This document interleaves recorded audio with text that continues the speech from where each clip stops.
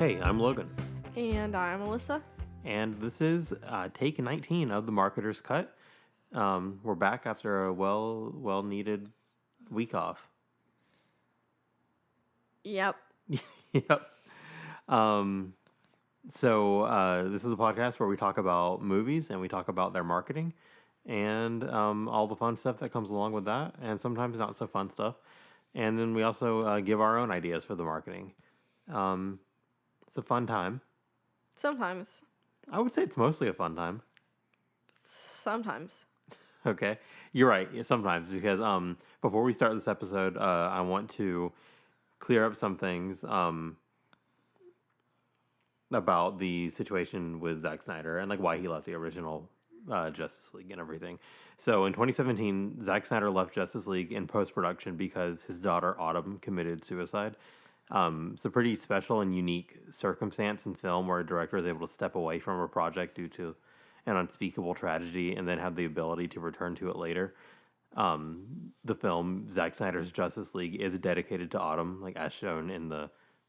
I think it's like right when the movie ends, it says for Autumn.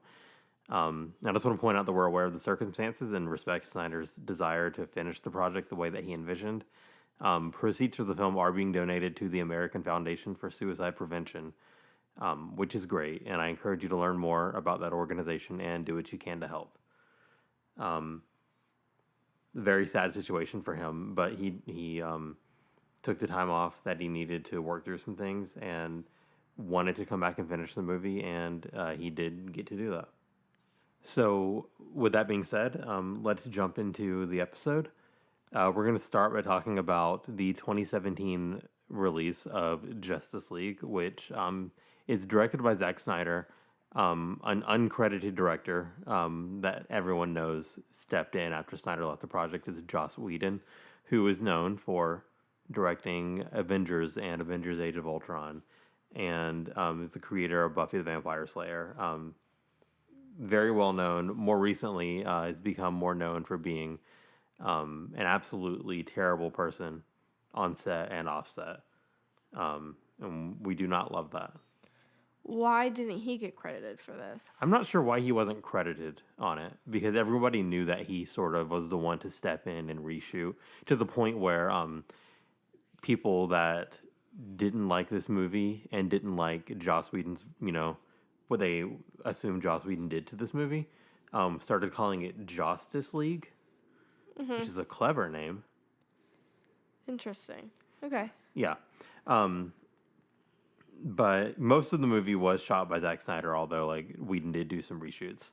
So the synopsis for this movie is: fueled by his restored faith in humanity and inspired by Superman's selfless act, Bruce Wayne enlists the help of his newfound ally, Diana Prince, to face an even greater enemy.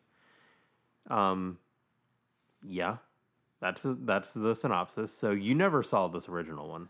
No, I did not. And why is that? That was when we first started working at the theater, and also I really am not a DC fan. I've never cared about the DC movies, so I've really never seen, other than Wonder Woman because it got a lot of talk, I really haven't seen any DC movies. So that's kind of the point I wanted to make, is like you did see Wonder Woman, correct? And you just didn't see this one, I think mainly because, and you didn't see Batman versus Superman either. No. Because the conversation around those is like, hey, these movies are garbage. They weren't worth seeing to you, right? Yeah. Yeah, I did see this because I just was interested. And I did not enjoy it at all. It came out on November 17th, 2017, a massive budget of $300 million. Opening weekend only made $94 million. Domestic total was $229 million. Overseas, it made $428 million. And worldwide, a little over $650 million. For a superhero team-up movie like this, that was a disappointment. Yeah. It did probably make money after you factor in the marketing budget and everything, but I'm guaranteeing you it's not the amount of money that Warner Brothers thought it would make. Yeah, I remember people not really being that hyped for it, and I remember the GM at our theater thinking, like, this is going to be such a big weekend, and then it came out, and it wasn't, and I didn't expect it to be really. It's Yeah, no, you're right. It's funny because like there are event movies when you work at a theater that like you remember forever. Mm-hmm. Like I remember the Black Panther opening weekend. I remember Star Wars: The Force Awakens opening weekend. I don't remember. No. I wasn't there for Force Awakens. I don't remember Black Panther because it was so chaotic. Yeah, I exactly. don't remember actually what happened at all that weekend. I just know I was exhausted afterwards. Yeah. That's it. Yeah, even Batman versus Superman, while it like dropped off a ton, I think it had a historical drop off from its Friday to Saturday numbers. It still felt like an event movie. I remember it being busy. I remember a lot of people being excited. I just kind of remember Justice League coming and going. Yeah, that's how I feel too. Yeah, which is very odd for it. If you look at the Rotten Tomatoes, it had a critic score of 40 and an audience score of 71. The 71 audience score isn't terrible, but again, for this big superhero team up movie, I think you want higher than a 71. Yeah, I agree. You really want it to be a big moment, and they just couldn't do it. They Yeah. really just couldn't pull it off. Cinema score is a B plus, which again, not terrible, but it's one of those things that for a movie like this, I think you would, you have big fans coming to see it opening weekend and everything. I think you expect a higher cinema score. So kind of everything about it so far has just been underwhelming. I agree. Yeah, and then ultimately forgettable because, as we'll get to talking about the other movie later, I was telling Alyssa, um, I was like, I don't know what's different between the old one and this one. I barely remember Justice League 2017. I Yeah. remember the general plot, but moment to moment, it was just not special. Yeah.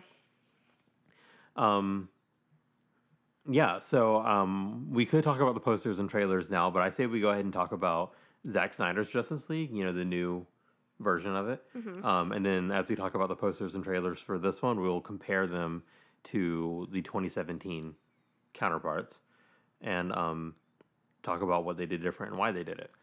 Can we also talk about the other one? The other one? Yeah, the one that's about to come out. Can we make that also this? Oh, yeah, I have, we're going to talk about it, but yeah. Okay. We'll get there soon, listeners. So now we're talking about Zack Snyder's Justice League. It's a different movie. It has a different IMDb page. It has a different. Well, it doesn't have a Box Office Mojo page because it didn't release in theaters. Yeah. It has a different It has its own Wikipedia page. It's not a subsection of Justice League, which I bet it is, but it still has its own Wikipedia page as well. So, it's treated as a separate movie. Mm-hmm. Which I think in terms of a director's cut, which is sort of what this is, it's a director's cut, is unique. I mean, I'm trying to think of the most famous director's cuts of all time. I wouldn't describe this as a director's cut. You wouldn't? No. Okay. He added 2 hours to the movie. He didn't cut anything. Well, I director's wouldn't cut... call it a director's. He didn't cut anything. Okay, that's he true. He took every bit of footage that he filmed and he threw it in there and said, "Yep, it's a director's filler." Okay, I'll take that. A director's edition. I'm trying to think of other famous director's editions of movies, and the most famous that I can think of has got to be like the final cut of Blade Runner. That's what I was also thinking. Which I mean, that would be a great movie for us to do one day, I think, because there's such an interesting story around how that final cut even came to be.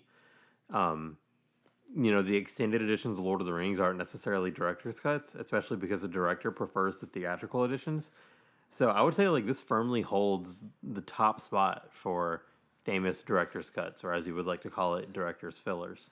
I think so too. And the special case with this is that something tragic happened. There's like a whole story behind it, and I think that will also make it memorable, like in the future. Yeah, like I didn't like Justice League. Spoiler alert: I didn't like Zack Snyder's Justice League. I thought they were both pretty rough movies. This one was better than the original, but still rough. But I agree with you is that it's a special circumstance, and I am like really like truly happy that he got to finish it. Due to the circumstances that were around it. Yeah, it's just like, did he plan on putting out 4 hours in the beginning? I don't think so, but... I don't think so either. I think given the fan, which I was going to talk about a little bit when we talk about the infamous hashtag, but I think given the massive support for this version, he kind of got more free reign than maybe like any director has ever gotten before in a big blockbuster like this. Yeah. And maybe I'm speaking with not enough knowledge in that situation there, but like I think he could have done whatever he wanted in this movie. Like there is a line where the Joker is like, "Hey, Batman." Please don't say it. My mom listens to this podcast. Please don't say that. I have to point it out. No. There's a line where the Joker talks about pleasuring Batman. And as my friend Andrew likes to say, Batman didn't deny it. So like everything goes in this movie. Yeah. I had to say it. Your grandma's going to listen to this eventually. Maybe, but like I could delete it from her phone and she'll never know. I'll play it for her when she comes here this weekend. Okay, so clearly this movie was directed by Zack Snyder. Here's the synopsis. Zack Snyder's definitive director's cut of Justice League. Hey, it is a director's cut, according to IMDb. They said it wrong. Determined to ensure Superman's ultimate sacrifice was not in vain, Bruce Wayne aligns forces with Diana Prince with plans to recruit a team of metahumans to protect the world from an approaching threat of catastrophic proportions. Wow. This opened on March 18th, 2021 on HBO Max. All 4 hours of it. All 6 parts plus a prologue and epilogue. It was like 3 hours and 57 minutes if you don't include the credits. Budget. So we talked about how the 2017 Justice League had a budget of about $300 million. Reportedly, this version cost an additional $70 million to finish. That's pretty good considering the first one cost $300 million, and all they did was add double the first movie, and it only cost $70 more million. So apparently, they didn't really shoot much more for this movie. A lot of it was already shot. Of course it was. So yeah, that's why the original was so much, because they did shoot 4 hours of usable footage for the original cut. Rotten Tomatoes. So check the glow up here. 73% critic, 96% user. That is a very drastic change. Yeah, I think that the user reviews are maybe a little bit inflated because there are a lot of people. You see a lot of people just wanted to watch this because they might have liked the first one, or they wanted it to exist so badly, and like they're vindicated that it came out. Yeah. Yeah. But I mean, if it's better than the original, then I think that means a lot of people would be satisfied. And even a lot of the reviews that I read of this, like I was surprised, but even some critics were like, well, it's better than the original, so it's good. That's true. Which I do agree. vibe. I saw that a lot as well. Yeah, I think it's a weird thing to judge a movie by, but I mean, if that's all you're looking for is for it to be an improvement, then give it 100% on Rotten Tomatoes, apparently. Yeah. I do agree it was an improvement. Cool. So now let's talk about the infamous hashtag. Hashtag release the Snyder Cut. So it was pretty well known that Whedon took over for Snyder. And because the 2017 Justice League was bad, that was blamed on Whedon. And the obvious solution, release the Snyder Cut. Let's get that good movie back up in here. Yeah. There was a petition signed by like 180,000 people. It's been widely popular for over 3 years now.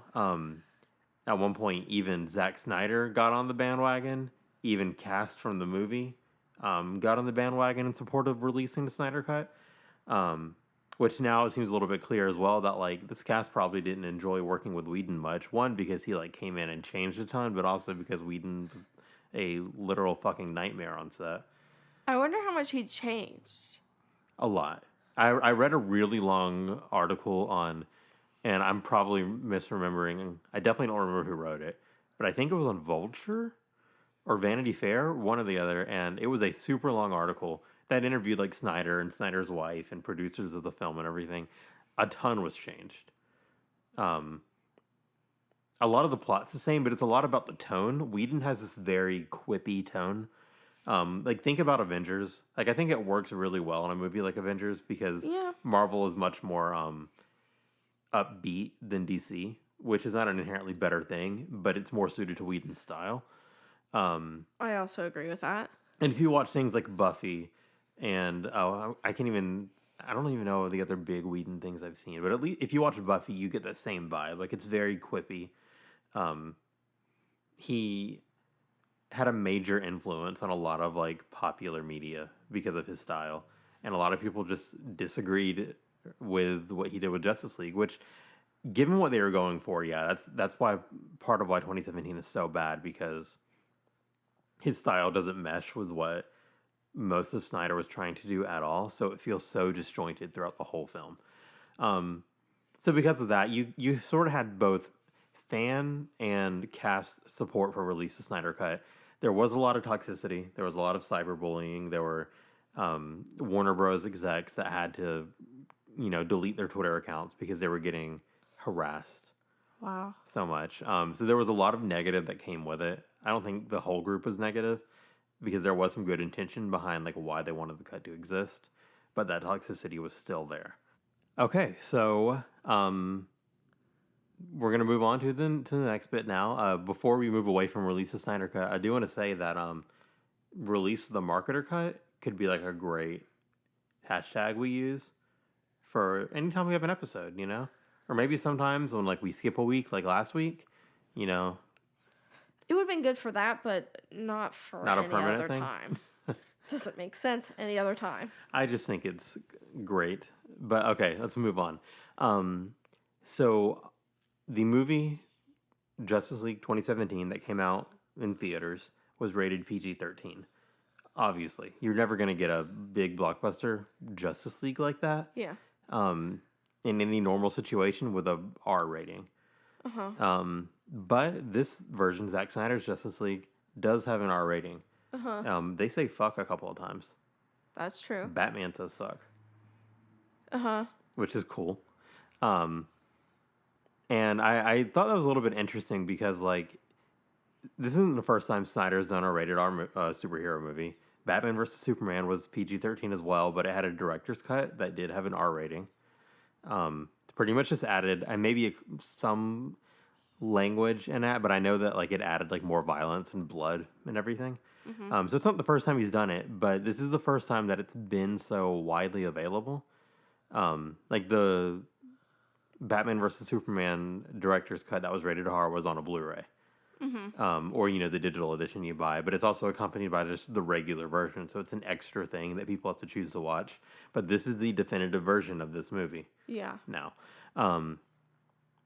so I just think it's a really interesting thing, and I was curious what you thought about it. Like, do you think parents are gonna care if they're watching this with their kids at home that Batman does say fuck, or do you think it's useful or interesting? Like, what are your thoughts? I mean, I think that they should be cautious of the rating, but I also, I don't know. I mean, as a child, I wouldn't want to watch this, I guess. So, it's hard to say anything about it, to be honest with you. I can't imagine having a child who would want to watch this. I can't imagine being a child and wanting to watch this. The scenery of it is, really dark and not appealing. I get it's, superheroes, but it doesn't look like a Marvel movie where a lot of times it's bright and the colors are nice. So when you say that, I have never thought about that. Okay. I mean, I think if it's an R rating, they should be cautious of their kids watching it if they want to watch it. But again, I think that's also why I didn't care about Man of Steel when it came out and I was in high school, because it didn't look like it was. Yeah. I just didn't. It was dark the whole time. I didn't care about it at all. Yeah, I know. I get what you're saying for sure, especially with these. Maybe Wonder Woman was a little bit more kid friendly in terms of themes and appearance and everything. But this current take on all the DC movies, Suicide Squad, Batman vs Superman, Justice League, Harley or Birds of Prey. A lot of them aren't for kids. Joker, a lot of them are not for kids, which is fine to an extent. I do think there's a little bit of, especially when you're dealing with characters like Batman and Superman, those two in particular, you're gonna have kids that know Batman is in this movie and know Superman's in this movie, and they love those characters from the kid-friendly material that's all over the place for them. Mm-hmm. And that's going to make them want to watch it. And there could be a little bit of tension there. I mean, obviously, parents can let their kids watch whatever they want to let them watch. They could say no and everything.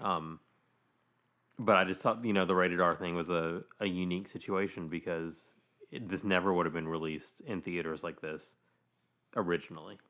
Like even Snyder, if he would have gotten to stay and finish the movie with Warner Brothers, it would not have been rated R.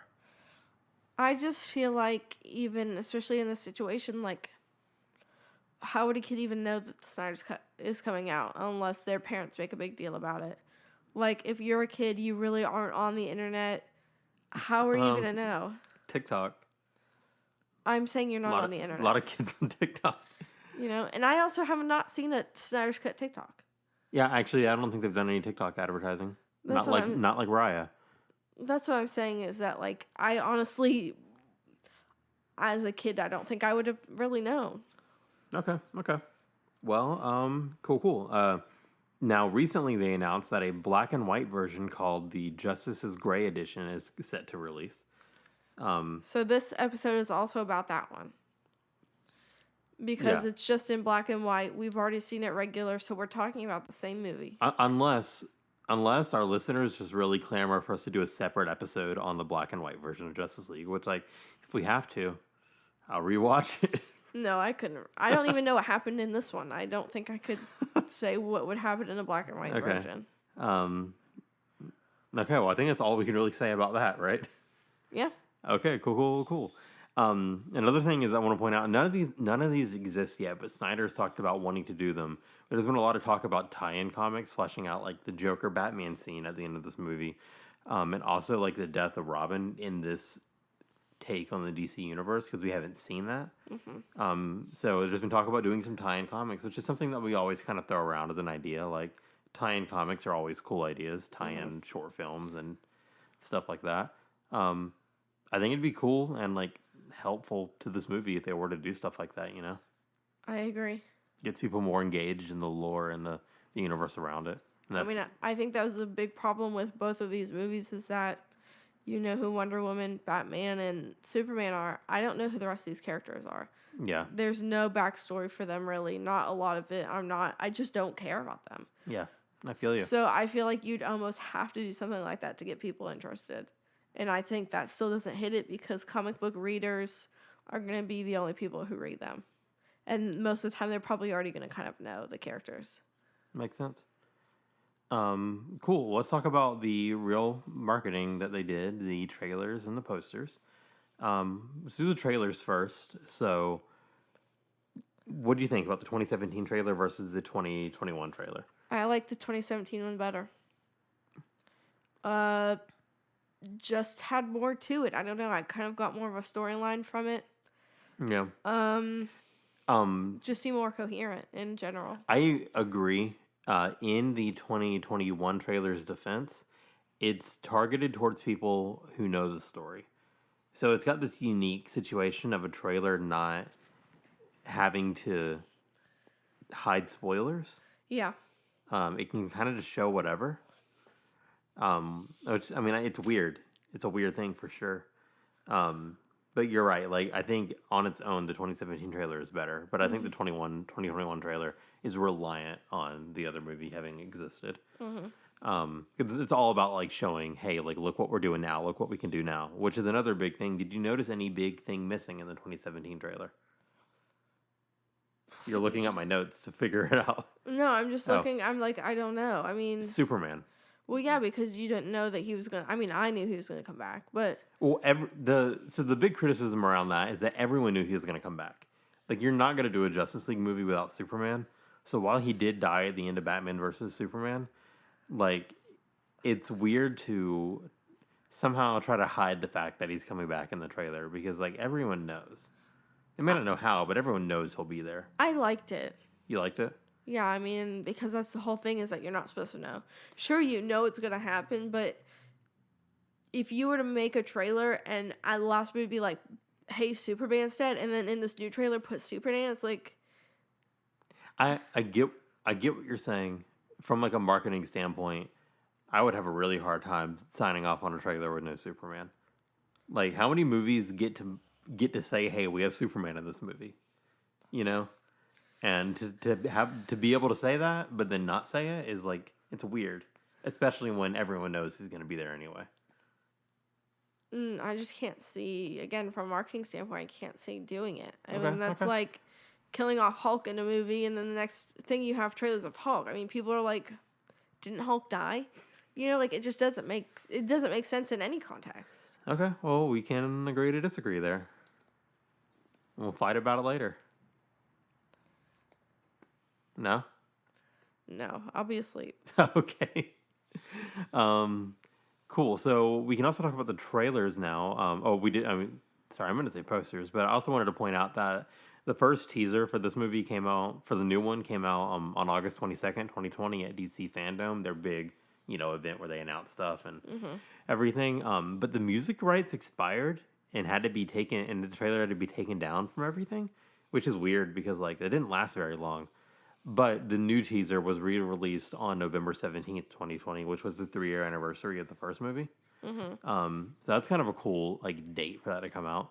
And then finally, like, the full trailer came out on Valentine's Day 2021. And it ended on Joker saying, "We live in a society," on top of the title card. And that line did not appear in the film, but it was, like, joked about to death on Twitter because it's, like, related to, like, this already Joker adjacent meme. Yeah. I saw some people saying that, like, it's pretty genius that they put that line on top of the title card because they knew that people were going to be sharing that all around. So people are just sharing the title and release date of this movie on Twitter for free. Yeah. So if that's true, that's pretty damn smart. Yeah. Especially if the line didn't even appear in the movie. It's like, hey, let's throw this in the trailer just to rile people up. Yeah. So it's kind of funny. The posters. The original poster or the original set of posters for the 2017 movie, very colorful. A little cheesy. A little cheesy with the logos and stuff. It's a cool idea, but executed weirdly. I don't know how they would have done it better, but it just always felt weird to me. Although memorable, because I saw it and I was like, oh, wow, I remember that poster. I remember the standee we had for that. So a really interesting thing altogether. But these new posters, all black and white, no color at all. Yeah. How do you feel about that? I mean, if they knew they were going to release a black and white copy, you might as well have the same thing. That's true. But, I mean, they were fine. Okay. How do you feel about... Oh, go ahead. Overall, I mean, I like the color on the first one, but you're right, it was cheesy. I feel like these ones were less cheesy. But that's kind of it. How do you feel about Zack Snyder being bigger than the words Justice League? Like, here, let's look at this. Zack is huge, and then Justice League is real tiny at the bottom. I mean, that's why people are watching it. I mean, you're right. It makes sense. I just think it's a little amusing to see a poster framed like that, but you're right. It is why people are watching. Yeah. So, weird, but good move, I would say. Yeah. Cool. Then yeah, I think that's pretty much it. Let's go into our own marketing ideas for these movies. Okay. Do you have anything you want to start with? You already know that I have something to start with. Well, that's why I'm So it's in the art of podcasting. Sometimes I'll know something you're going to say, but we need to segue to it. Listen, I don't know if you can tell, I'm not having the bullshit today. I don't know why, but I'm just not having it. I told Logan my idea because I said, Logan, this is a 4-hour movie. After we watch this, I'm going to forget what it was. If I don't forget in 5 minutes, you have to remember. And then probably an hour ago, I said, Logan, do you remember what that idea was? And he said, I was just thinking about that. I don't know. And then as he was saying it, I was also thinking it. So it kind of hits both at the same time. So you're going to think you watch a 4-hour movie, you're not going to remember it. But you'll watch watch the 10-hour Ginny in Georgia on Netflix that stars our friend and remember that. But not the 4-hour, not the less than half the length Snyder Cut. I don't know what happened in Justice League. It didn't make sense. Okay. And also, I don't remember what happened in that either. I don't remember what happened in the book that I read last night. I don't know. Okay, fair. You want to tell your idea? Okay, so in the one part, Cyborg puts on one of the screens of somebody. I don't know. I think Wonder Woman. He's like, yeah. Wonder Woman's on the screen, but I think it was Batman's screen. Yeah. And it says, "Meet me here," because you can see someone's looking him up. And then she goes and meets him there. I think it'd be really cool if you had like a pop-up, and I know nobody does pop-ups anymore, but I think it'd be cool to do a pop-up like that and say like, meet me here, and it's an address and maybe like a date, and then people go to that location and like one of the superheroes is there, and like they're all in different places, and so people from like busy cities can go there and like meet these usually costume people, not the actual actors or anything like that, but like these costume people who are Flash and Cyborg, and get pictures with them, and like the movie is also being promoted simultaneously. So I have a cool idea, and I regret to say that it might involve traumatizing children, Okay. which a lot of our ideas tend to do. Yours. Okay, maybe. I might go back and listen to our other 18 episodes and find some of your traumatizing ideas, because I know they're there. Sure. So you have a street performance, all right? You have a traveling theater group, Okay. you know? Nobody does that. Kind of like back in the day when you'd have a group traveling in their little wagons. Yeah. And they have their, they set up their stage and they do a little performance. And they reenact Justice League, all right? And you showed the death of Superman, which is the traumatizing part, because no kid wants to see Superman die. Mm-hmm. And then you also show Superman coming back to life and attacking Batman, which no kid wants to see either. I don't think.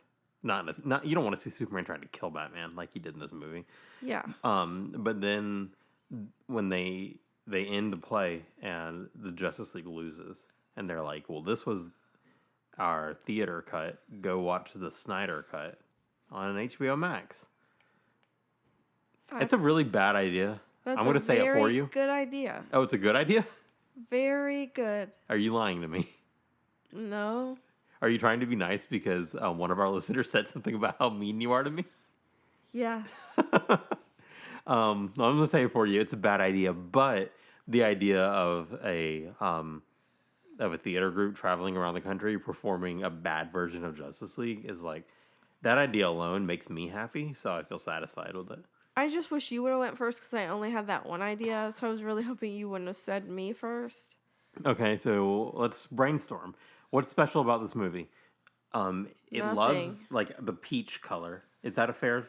Peach is not. It's like a dirty beige. Dirty beige. It looks loves that like dirty a beige couch that a dog who rolled around in red Georgia clay mud rolled all over. Okay. So what do we do? Got it. I got it. All right. You do a cross promotion with Sherwin Williams. Creative paint. Call it the Snyder paint. And then you sell it, and people can paint their homes like the nasty beige from Justice League. Another good idea. Okay, so that's worse than you saying bad idea. It's so much worse. It stings to my core.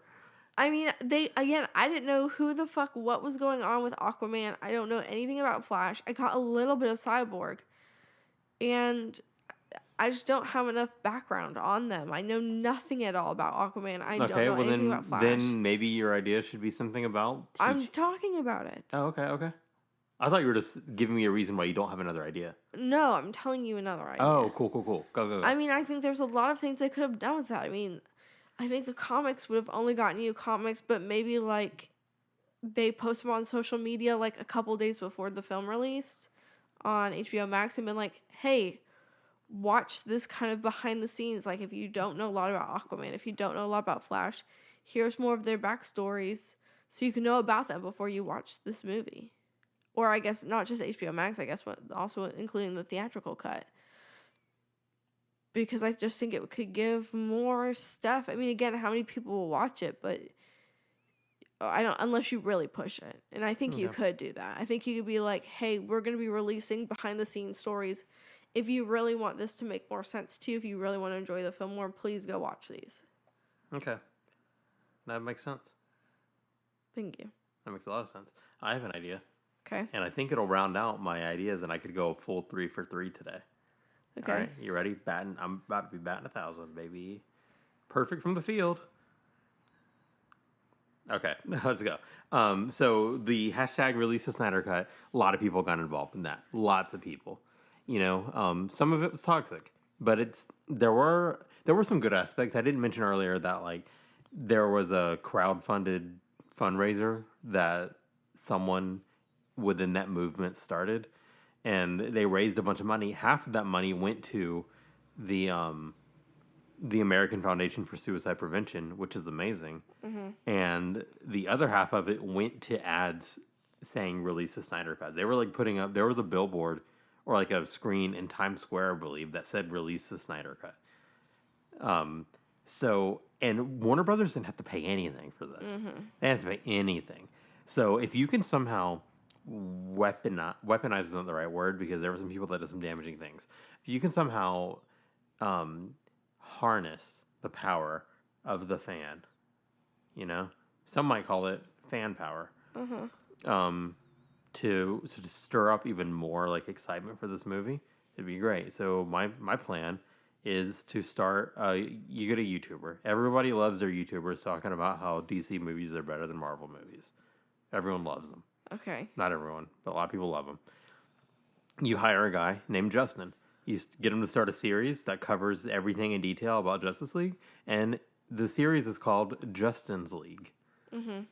And that league, because that's a great name that I thought of just now, it takes off. People watch it all the time, and they get so excited for this movie. And when it comes out, it's even more popular than it is right now. I think that's a good idea. It's just you would then have to market this guy's stuff. You know what I'm saying? Well, yeah, but then it's like sometimes when people see marketing, they're like, I'm a smart 21st century person. I don't fall for marketing. I'm not a dummy. So when you put it behind something that's adjacent but not the actual movie, you trick them. You know what I'm saying? You do? You're nodding a ton and smiling. And you're writing down on a big piece of paper, wow, Logan, this is the best idea you've ever had. This is amazing. Wow, that's the best response you've ever had to something I've said. Do you think they would have to post on their social media, like the Justice League and whoever? Do you think they'd have to post about it? No, they wouldn't have to post about it, but like what they would have to do is like occasionally like one of Justin League's videos, or like Warner Brothers would occasionally like one of the videos, and then the fans would be like, "Oh my god, did you guys see what Warner Brothers liked?" So then they unlike it, so they make it look like it was a mistake. But then people are going crazy because they're like, "Wow, they liked it. That must mean something. Somebody at Warner Bros. Wants to release a Snyder Cut." Yeah, maybe. So it's all planned, and Justin's famous. Justin's huge. Next thing I want is the Justin cut. Okay. Yeah. Do you have another idea? No, I was hoping you would wrap up the show now. Okay. It is. We are coming up on our 40 minute. I figured we were. Definitely figured we were. Okay. Well, cool. Thank you for listening to this episode of the Marketer's Cut. You can find us on Twitter and Instagram at Marketer's Cut, and you can find the podcast anywhere you can find podcast or on YouTube. Learn more at our website, marketerscut.com. I want to thank Jacob Wall for his art. Find more of his work on Instagram at Jacob Art Wall. And like I mentioned last episode, and I'm going to start saying every time, tell a friend about us. Tell a coworker about us. Tell someone. If you're enjoying our show, just tell someone about our show. And maybe they'll enjoy it too. And then you can have a really, really good buddy to talk about our show with. And that would be nice. Because, I've definitely done that with several friends. I've had a friend tell me about a podcast. I've listened to it. I've told Logan about it. I've told several other people about it. And now we all listen to these podcasts. And then we have this nice little community that we've created ourselves. Yeah, and it's funny to be like, hey, did you listen to that last episode? Or, hey, did you hear this? Or did you see what they did on this or that? And it's actually really fun. So, yeah. Obviously, we're not that active on, we're not doing all these crazy things. We don't have, a big fan base. But it would be nice to have a community of people. Yeah, I know. And it'll be like, hey, did you hear that? Did you hear the new episode where Alyssa finally said one of Logan's ideas was good? And, that's a big moment in, our fandom. You know what I'm saying? That's true. If it were to exist. It doesn't. Anyways, that's our show. We'll talk to you guys next week on Take 20. Episode 20, wow. Of the Marketer's Cut. Are you going to tell them what we're doing? We are doing Godzilla versus Kong, and I know you're probably thinking, oh, they're just going to do Godzilla with it, or Kong Skull Island. No, we're also going to do Alien versus Predator, because what's the best thing to pair with one versus movie? Except, wait, I'm saying this sentence weird. What's better than another versus movie is all I'm saying. That's So true. get excited for that Alien versus Predator. It's going to be the battle of the franchises next week. And one of them has to win, right? I would think so. Really, though, like, I we're wish seeing they would Godzilla just- fight Kong. Like, we're the winner. I just kind of want them to be friends, though. That's Like, I don't want it to be one over the other one unless there's a previous movie and one won, and this one's gonna even that out. I feel like they both have to train, and then so the loser gets stronger than the other one, so they can fight and win, and then it's like redemption. Okay, that's Or fair. it doesn't feel good. Okay, well, we'll see what the verdict is next week on our next episode. Oh no. Goodbye.